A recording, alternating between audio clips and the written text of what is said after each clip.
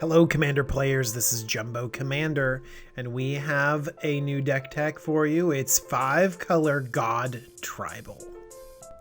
Alright, let's start talking about the gods, because these are kind of the pseudo commanders of this deck. That's right, I'm going to run 15 different commanders all throughout the deck, because it's all about the gods.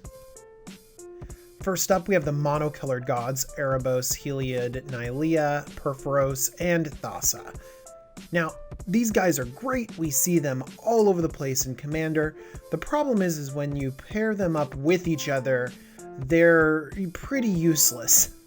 They're a non-bow. I mean, they're not going to turn each other on, so they're not going to be creatures for a really long time. They kind of work against each other. And if they're not creatures, then they're still enchantments, okay. But let's look at some of the enchantment abilities. I mean, I don't care if my other non-creature gods have vigilance or trample, or if we can make them unblockable, or we can pump them up. I mean, the enchantment abilities on these are not great. The best on here we got is Erebos, because he can draw you cards. Love it, that's great. Thassa with a scry. But really, the theme of this is gonna be nothing happens with these gods on the battlefield until everything happens. Let's look at the last 10 gods. Aphara, Karametra, Mogus, Phoenix, and Xenagos. Again, these gods work really well in different decks, but in this deck, it's really hard to turn them on. The best card in this 5 is going to be maybe Mogus or Karametra, because they can give you a little bit of advantage, almost like an enchantment on the battlefield. Phoenix, I think he's awesome, and I've definitely milled some people before, but I don't know, he's not very powerful in this deck. Let's take a look at the enemy colored gods. Athreos, Iris, Keranos, Krufix, and Farika. So the best god here is Keranos, because he gains you card advantage over and over again. Second best has got to be Krufix, giving you no maximum hand size and storing up your mana. Pretty great. Now, getting all 15 gods into a deck is really all about flavor. You have like the pantheon of all of your gods put together. And so if we're going for all in on flavor, why not include the bident, the bow, the hammer, the spear, and the whip? We get all of the things from the gods together in one deck. Well, I started off with it. And these pieces of legendary equipment, artifact things, they just weren't that good. So I took them out, and I really wanted to focus on gods, but there are going to be some purists out there that are going to want these enchantment artifacts in the deck, so I encourage them to do that. We have to figure out how this deck actually works, actually wins, maybe turns a god on here and there, who knows. But we're going to start off with defenses because it's a slow deck. We're going to start off with our actual commander, Child of Alara. Now this guy's in the defenses section because he is great at defending your gods. Child of Alara is white, blue, black, red, green, all 5 colors for a 6/6 trample, but more importantly, when Child of Alara dies, destroy all non-land permanents, they can't be regenerated. This is great because with a few additions to the deck, like Mirren the Moaning Well, High Market, or Phyrexian Tower, you can sacrifice Child of Alara at will and easily defend yourself. Just wipe the board to start over again. And those lovely, lovely gods that we've devoted ourselves to in this deck, they are all indestructible. So Child of Alara wipes away their board and leaves your gods intact to keep doing the mediocre things that they do. Now, I mentioned these sack outlets. They do come at a cost. All of these are colorless lands. And this deck is very mana intensive, all sorts of different colors. So I would move toward more lands in the deck, because these are definitely not free inclusions. Okay, one other really great interaction with Child of Alara goes with the enchantment theme of this deck, and that's necromancy. Okay, so here's the trick with Child of Alara. it needs to hit the graveyard in order to trigger the destroy all non-land permanents, which means you cannot send it to your command zone. That's a replacement effect. Okay, so that means that you have Child of Alara in your graveyard, and it's hard to recast Child again. Well, with a card like Necromancy, you can easily pull Child of Alara out of your graveyard and back onto the battlefield. You can also use Necromancy to hit an opponent's creature. That's pretty nice too. But Necromancy has an awesome secret mode. You can play Necromancy as an instant, but then you have to sacrifice it at the end of the turn. You have to bury your creature. I love that language, bury your creature. But then that's great. You can play Necromancy as an instant speed enchantment, pull Child of Alara out from the graveyard, and then at the end of the turn, boom, blow up the world again. Or send him back to your command zone. So Necromancy plays a lot of different roles here, and being able to interact with Child of Alara and blow up the board is going to be really valuable because we need those defenses. Let's talk about a few more defenses. We have next our All-Star Rattlesnake Academy Rector. With all the enchantments in this deck, getting one straight onto the battlefield is a huge threat. Song of the Dryads, Imprisoned in the Moon, Oblivion Ring, and Detention Sphere are all enchantments that give us targeted removal. They are a non-bow with Child of Alara, because when they blow up, then whatever it is comes back into play. Even with Song of the Dryads and Imprison the Moon, even though the thing's not exiled, it does turn them into lands and they lose all their other card types. So just be very wary when sticking these cards in your deck. I know that they're thematic enchantment-wise, but they can be a liability wiping the board-wise. We have Pernicious Deed, which is an enchantment-based board wipe, very on theme, and also somewhat targeted, which I like a lot. And then Doomwake Giant, which can wipe the board, all of your opponents, giving them -1/-1 as you just drop tons of enchantments. I cannot wait for another sort of enchantment set to come out. I wasn't really thrilled playing like Theros and those limited formats, but I do really like enchantments. I like enchantment creatures, and I love this constellation effect, and I wish that there are a ton more of them. I can't wait for them to return. If we're talking about defenses, we have to be talking about Collective Restraint and Sphere of Safety. These are crazy defensive cards. Both of these enchantments require your opponents to pay X for each creature that attacks you. For Collective Restraint, it's often 5 for each basic land type that you control. And in a 5-color deck with a ton of fetches, they're paying 5 for each creature attacking you. And Sphere of Safety is based off of the number of enchantments you have. And with dropping gods and removal spells and all this stuff, the Sphere of Safety itself, man, that could just be a prohibitive number. So these guys really, really defend yourself well. Ghostly Prison, it's pretty good. It costs a little bit less and is capped out at 2, but it can be really powerful, along with Propaganda. We also want to make sure to protect ourselves from targeted removal.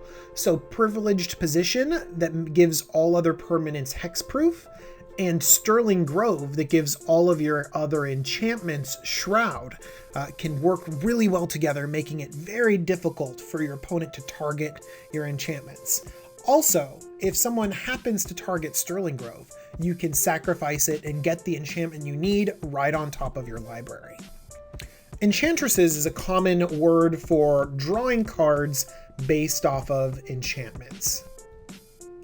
Argothian Enchantress, Enchantress's Presence, Mesa Enchantress, Verduran Enchantress, Eidolon of Blossoms. Okay, now we know why it's called the Enchantress category, right? All of these will let you draw a card for each enchantment that enters the battlefield, but Eidolon of Blossoms is bigger over here because it's really good.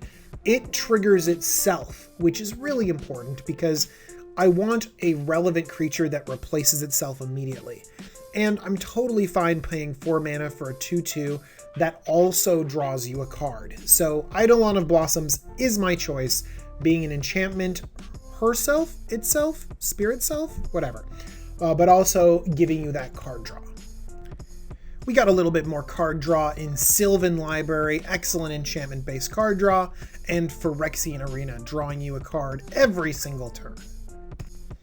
So in terms of specific card draw, how about tutors? Idyllic Tutor searches for an enchantment card and puts it straight into your hand. Kind of like Enlightened Tutor, which can get an enchantment or an artifact on top of your library. Both of these are cool because they're very thematic. If you want to go for power, I mean, Demonic Tutor is in the colors, so you can kind of add some tutors if you like, but I'm going to stick with the enchantment-based tutors because I like it, you know, more enchantment toolboxy. It stays on theme. Plus, I like that bird. It's really cool. Also, if you want to go big, Plea for Guidance, 6 mana to get 2 enchantments. I really wish that this was just like a tiny bit pushed at 5. I don't even think it'd be that pushed at 5. I think it'd just be fine. Not even that great. But anyways, I'm still gonna play it because enchantment theme? Yeah.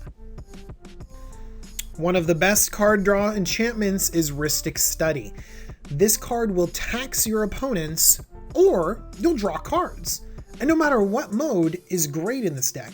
We want to slow our opponents down and keep taxing every single spell they play so we can get our defenses up. Or draw cards. Again, great. And then Monastery Siege. Not used as often as a lot of these other card draw enchantments, but let me tell you, it's very good in this deck. Drawing 2 and then discard any card, that's great. You can pick a card that you had already drawn like turns ago, and this deck does have a little bit of graveyard synergy. So Monastery Siege letting you put specific cards in your graveyard can be very powerful. This is the graveyard synergy section. Now I mentioned that Monastery Siege was great for getting cards into your graveyard, so is Nyx Weaver. At the beginning of your upkeep, put the top 2 cards of your library into your graveyard. Also, if you sacrifice Nyx Weaver, you can get a card from your graveyard back to your hand. So this fills your graveyard and gets something back, and it's an enchantment creature. Oh, great. It's better in this deck than Eternal Witness, which is still pretty good in this deck. If you want to stay on enchantment theme, I'd suggest Auramancer. It's a really cool card that's much less expensive than Eternal Witness and gets a lot of the relevant enchantment cards back into your hand. You can also fill the graveyard with a card like Vessel of Nascency. It's a 1 mana enchantment, which can trigger all this enchantment nonsense you have going on, fill up your graveyard, and also do a little bit of filtering and find something that you need. I've been very excited for the recent inclusions into this category. Starfield of Nyx is a great finisher for 5 mana. You get to return an enchantment card from your graveyard straight to the battlefield. But this is a but, not a upside. But if you control 5 or more enchantments, then they basically become creatures with base power and toughness, each equal to its converted mana cost. That's pretty cool. But we do have a lot of gods that have much higher power and toughness than their mana costs. But you know what? I'm not going to argue. I think Starfield Nyx is very cool and an interesting way to finish out this game. It's very close to Opalescence, which I've also tried out in this deck a few times. Opalescence turns your enchantments into creatures, so you can build up this huge defensive board and then attack your opponent with all your enchantments. It's a very cool way to win, so I'd say try it out and see how you like this style. Another graveyard-based finisher is Replenish. Okay, so we spend a lot of time putting cards into our graveyard and wiping the board and going crazy, and then suddenly you play Replenish. Return all enchantments from your graveyard to play. It's just a game ender. It's amazing, and it's wonderful, exciting recursion. This card is very fun to play. If you're looking for a discounted version, Open the Vaults does something similar, but it works for everyone and for artifacts. There have been times that I could play Open the Vaults, and I've decided not to, which means I lean a little bit towards Replenish, but both, again, excellent cards for this strategy. Enchantress. One of the most powerful cards you can get for this deck is a land, Serra's Sanctum. Tap to add 1 white mana to your mana pool for each enchantment you control. This is like Gaia's Cradle, but for enchantments. It's super explosive. It's very powerful. It's a lot of money. It is on the reserved list, so if you feel like enchantments are a way to go, this card is very powerful and very fun to play with. But I don't think it's worth it if you're trying to stay on any sort of budget. I'd instead like to look at other enchant ramp like Font of Fertility, which is very inexpensive and has beautiful art. Basically, it's 1 green mana enchantment. Now, a lot of people are saying like, well, why don't you play a better card than this? You know, there's Cultivate and Kendama's Reach and even Farseek. All of those cards are better than Font of Fertility.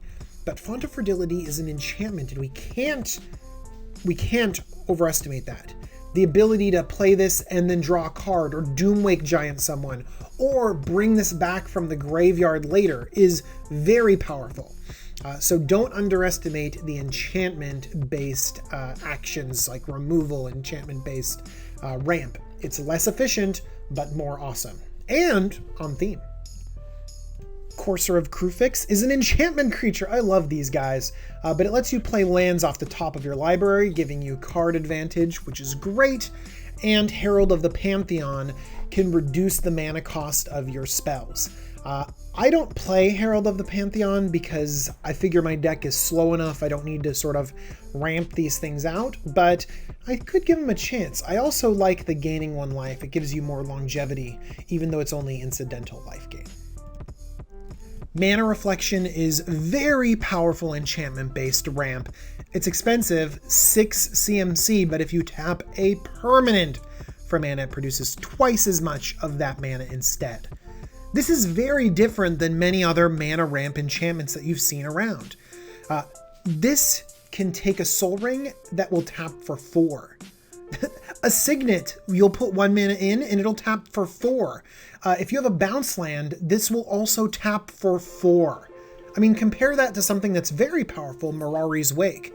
Whenever you tap a land for mana, only lands by the way, add 1 mana to your mana pool of any type that land produced. So you just add 1 more for every land you tap. And Mirari's Wake is very powerful. That just means that Mana Reflection just goes over the top in terms of mana production. I think that this card is criminally underplayed and very awesome. I'm not even using it to its most, that's the best of its ability, but it's very good in this deck. I also like the Mirari's Wake Anthem effect. Creatures you control get +1/+1, because sometimes I win with creatures when I do win. Let's talk about finishers. Finishers? All right, let's talk finishers in Enduring Ideal. 5 white for an epic sorcery. Search your library for an enchantment card and put it into play. Then shuffle your library. That's it. You just do that once a turn. Just put an enchantment into play. Put an enchantment into play. I don't know if you can always win if you resolve an Enduring Ideal, but it's definitely a very cool way to win. Just god after god after god after god. If you could just cast this spell, it's very fun. Maelstrom Nexus is also a very powerful enchantment. The first spell you play each turn has Cascade. The problem is that Maelstrom Nexus could be your first spell, so you always have to wait a turn for this Cascade thing to actually pay off. The way that Maelstrom Nexus has actually won me more games is I drop it and then it turns on a bunch of gods and then suddenly my board is relevant, which is very comical, but still, it's a fun card. Cascading is great. So if you like the Cascade mechanic, I think you'll love this enchantment. All right, guys, let's talk about the real closer of this deck, the card that will win you games, Chromanticore. This is the best of the enchantment creatures. Oh, I'm so sad it's not legendary, but it is spectacular if you can bestow this on something. Maybe like a stupid Courser of Kruphix or an Enchantress of some kind. You just say, I'm gonna win now, and you just slam this, giving your creature flying, first strike, vigilance, trample, lifelink, +4/+4. And also, it really does generate a flavor win, so you can just feel really good about yourself. I'm joking a little bit. We do have ways to actually win with this deck. Actually, most of them come from Heliod, God of the Sun. Remember that Serra's Sanctum and a lot of that mana we can produce? Well, Heliod provides an excellent mana sink as we just keep putting Cleric, Enchantment, creature tokens onto the battlefield. So sometimes we put these enchantments in and we're Doomwake Gianting our opponent's boards away, or drawing extra cards, or just flooding the battlefield with crazy amounts of clerics. So Heliod and also Perforos are really great for closing out games, obviously way late in the game. Other cards like Keranos can give us advantage over and over again, sort of bolting to control the board or just keep going to the dome of our opponents. Also, Replenish can just win games as well. You know, returning so many enchantments straight to the battlefield can sometimes just be overwhelming for many opponents. That has been my God Tribal enchantment-based deck. I love this deck. It's very fun to play, and I think you should give enchantments a little bit of a try. Hopefully you enjoyed it too. Please be sure to subscribe, like, favorite, comment. Thank you guys for watching, and I'll see you soon.